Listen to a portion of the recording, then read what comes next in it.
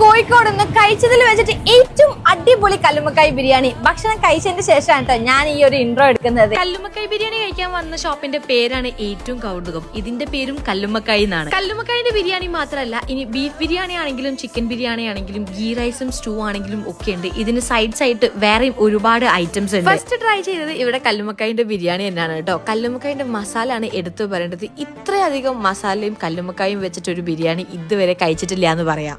നല്ല വലിയ കല്ലുമ്മക്കായും അതേപോലെ തന്നെ ബിരിയാണി റൈസിലാണെന്നുണ്ടെങ്കിലും ആ ഒരു ടേസ്റ്റ് നന്നായിട്ട് കിട്ടുന്നുണ്ടായിരുന്നു കേട്ടോ. പിന്നെ നമ്മൾ ഇവരുടെ ബീഫ് ബിരിയാണിയും അതേപോലെ ചിക്കൻ ബിരിയാണിയും ഒക്കെ ട്രൈ ചെയ്തിട്ടുണ്ടായിരുന്നു. ബിരിയാണി പോലെ തന്നെ എല്ലാവർക്കും ഇഷ്ടപ്പെട്ട ഒരു ഐറ്റം ഇവിടുത്തെ ഗീ റൈസും അതേപോലെ ചിക്കൻ സ്റ്റൂ ആണ് കേട്ടോ. നല്ല കട്ടി തേങ്ങാപ്പാലിൽ വരുന്ന ചിക്കൻ സ്റ്റൂ കിടിലൻ ടേസ്റ്റ് ആയിരുന്നു. ഗീ റൈസിന്റെ കൂടെ പെപ്പർ ചിക്കനും ബീഫ് ഫ്രൈയും കല്ലുമ്മക്കായിന്റെ ഫ്രൈയും കൂന്തൽ ഫ്രൈയും ഇനി അത് മാത്രമല്ല ചിക്കൻ പാർട്സും ഒക്കെ ഉണ്ടായിരുന്നു കേട്ടോ. ഇനി ഈവനിങ്ങിലൊക്കെ വരാണെന്നുണ്ടെങ്കിൽ നിങ്ങൾക്ക് ഇത് സ്നാക്സും അവൈലബിൾ ആണ്. നമ്മൾ പോകുമ്പോൾ ഉച്ചക്കൊക്കെ സ്നാക്സ് അവൈലബിൾ ആയിട്ടുണ്ട് അവിടെ. കല്ലുമ്മക്കായിന്റെ ബിരിയാണി ആണെന്നുണ്ടെങ്കിലും ഈ കാണുന്ന സൈഡ് ഐറ്റംസ് ആണെങ്കിലും ഒക്കെ ഈവനിങ്ങിൽ അവൈലബിൾ ആണെന്നാണ് പറഞ്ഞത്. അതായത് രാത്രിയിൽ നിങ്ങൾക്ക് പൊറോട്ടന്റെ കൂടെ ഒക്കെ കഴിക്കണമെന്നുണ്ടെങ്കിൽ നേരെ ഇങ്ങോട്ടേക്ക് പോരെ. അപ്പൊ ഈ ഒരു ഷോപ്പിന്റെ കറക്റ്റ് ലൊക്കേഷൻ വരുന്നത് വേറെ എവിടെയില്ല, നമ്മൾ കോഴിക്കോട് പാവങ്ങാട് ഓഡി ഷോറൂമിന്റെ നേരെ മുന്നിലുള്ള കല്ലുമ്മക്കായിലാണ്. അപ്പൊ ഇനി നല്ല കടുക്ക് ബിരിയാണി കഴിക്കണമെന്നുണ്ടെങ്കിൽ നേരെ നമ്മളെ പാവങ്ങാടുള്ള കല്ലുമ്മക്കായിലേക്ക് പോയാൽ മതി. ട്രൈ ചെയ്ത് നോക്കുക, ഫീഡ്ബാക്ക് അറിയിക്കുക.